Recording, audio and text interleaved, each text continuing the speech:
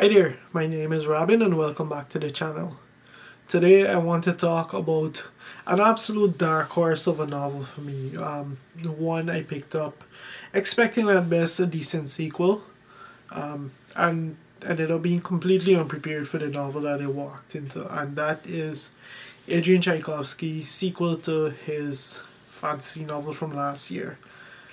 The novel I'm talking about is House of Open Wounds. So this is an absolute banger of a sequel that came completely out of left field. I was entertained by the first one, which is City of Last Chances, but it didn't really rock the boat for me. It was pretty it was a great way to pass a couple hours, but not that much else. The sequel, on the other hand, completely blew me out of the water, hooked me from the very first few pages, and it just completely captured me for the entire novel. And it is a fairly lengthy novel, so we're talking major investment here.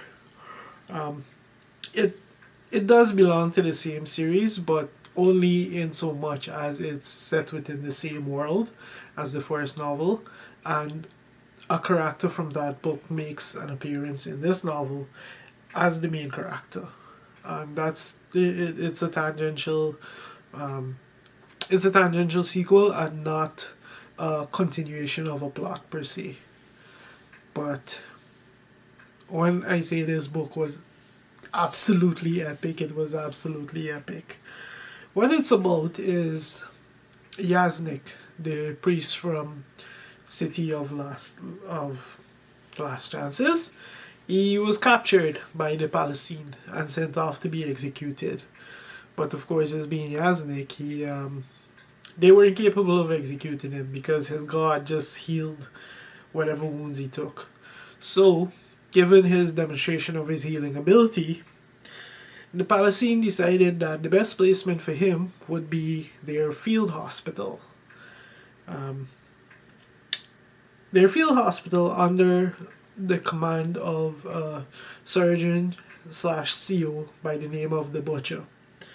And the field hospital in turn referred to its clients affectionately as Hell. So that's to give you an idea of what kind of story we're talking about here.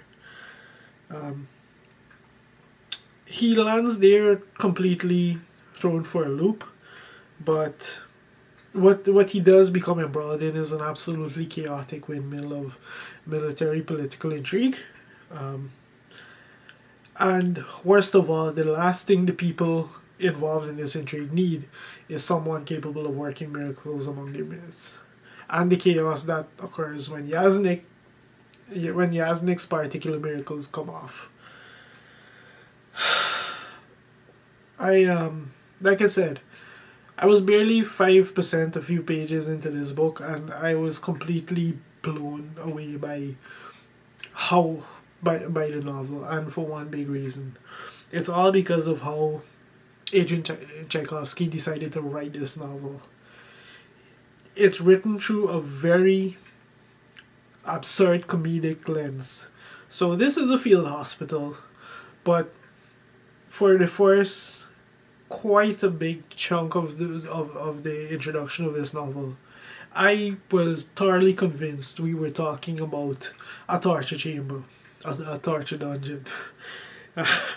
It was only after, only as the story progressed, I realized, wait, holy shit, these guys are talking about a hospital, and absolutely spectacular writing.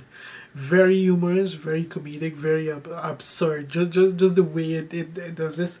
This is very much a novel along the. If you're a fan of Terry Pratchett, of this swirl, if you're a fan of just comic novels, maybe Tom Holt, Christopher Moore,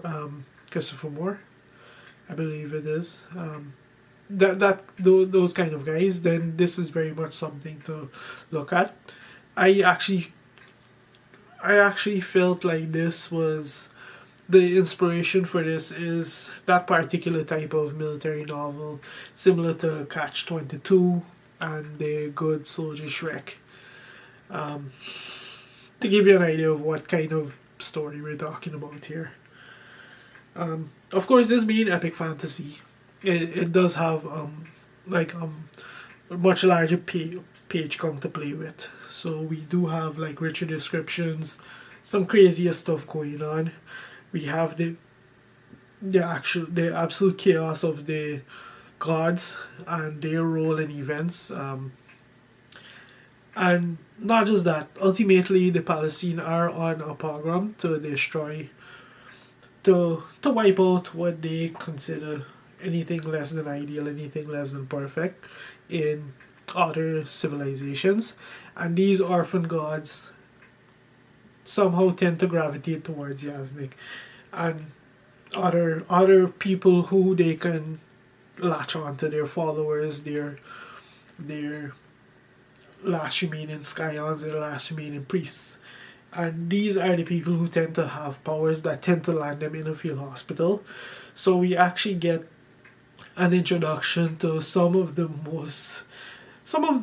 funniest gods I think probably devised. Imagine getting an injury and going to a field hospital, getting sent to a field hospital, and the surgeon who's looking after you is the priest of a god who is incapable of washing his hands and has been incapable of washing his hands for the last decade and change. Let that sink in. And that's just one example of some of the craziness that's involved in this novel. Absolutely hilarious, absolutely entertaining. Like I said, I wasn't expecting this. I wasn't prepared for this novel in no way, shape, or form, given my experience with the first. So it completely blew me out of the water, and it quickly became a very early contender for my favorite novel of 2024.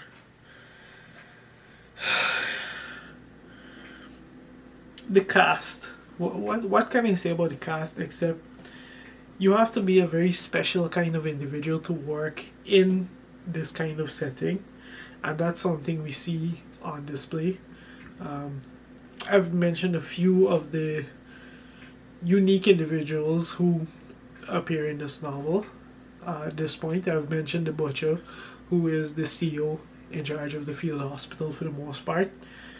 I've mentioned Yaznik, who, if you've read the first novel, you'll have a fair idea of what his shtick is about. And I've also alluded to one of the surgeons of said hospital, and and the particular restrictions of his priesthood. So let's just say the rest of characters who do appear in this novel are pretty much on brand for the situation.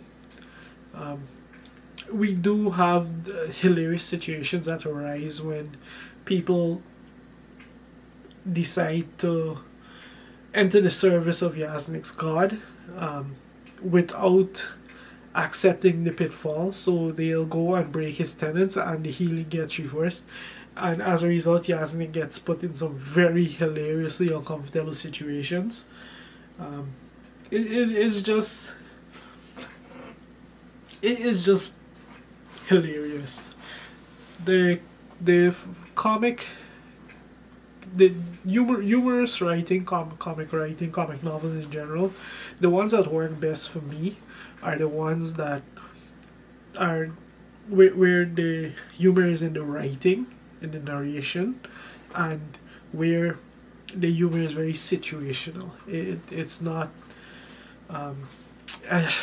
to give an example, I don't want to be told a joke.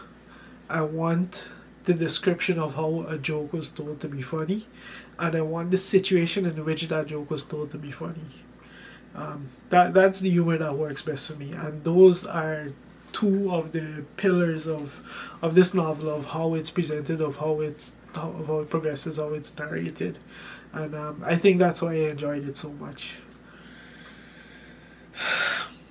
The novel has an actual plot that unfolds. It's mainly a sequence of events that occurs due to the chaos of Yaznik's powers. And what happens at the end of the day, this is a field hospital. They do follow an army on the move. They do get embroiled in situations. So it's just a hodgepodge of scenes that really comes together and works well. It's more a novel about the characters and the insanity that they get embroiled in.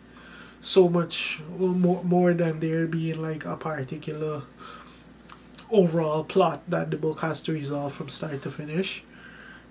It just works. It just works. This is a book to look for if you want to be thoroughly entertained. If the humor described is something that you think would works for you, absolutely worth checking out. You don't even need to be a fan. You don't even need to read the first one or be a fan of the first one to check this out. Brilliant, absolutely brilliant. Like I mentioned, it's an early contender for my favorite novel of 2024 so far, and I don't see. I think it's going to take a very special novel to topple it. At this point, I just enjoyed myself way too much on this, and best of all, I enjoyed myself not even expecting to read one, not even expecting a story anywhere near this when I picked up this book. So worth checking out, especially if you're a fan of the first one and you want to see how things progress. But yeah, if you've read this book or if you're thinking about reading this book, well, whatever your thoughts are on it, let me know in the comments. And if you've made it this far, thank you very much for watching.